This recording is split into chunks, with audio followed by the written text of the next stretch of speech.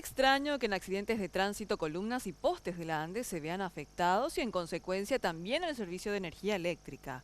Al mes, solo de lunes a viernes, unas 100 columnas del tendido eléctrico son dañadas por accidentes en promedio según datos de la Ande. A continuación les contamos quién asume los costos de los daños ocasionados.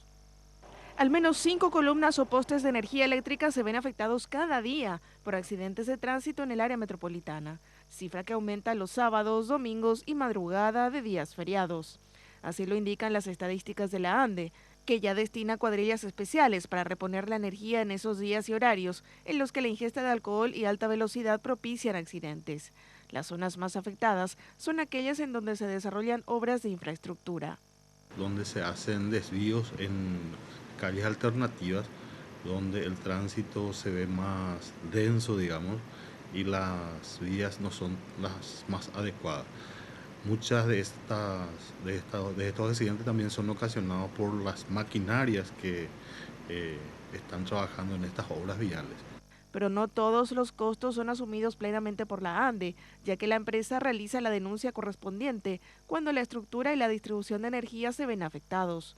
Así, solo el precio del material de un poste puede costar como mínimo 935.625 guaraníes, a lo que se suma 1.557.920 guaraníes de mano de obra, totalizando 2.493.545. Pero en el caso de columnas más importantes, el costo del material trepa a 1.602.388, que con la mano de obra de 3.298.568 suma 4.900.956 guaraníes, sin contar la cimentación reforzada ni el costo de la energía no facturada.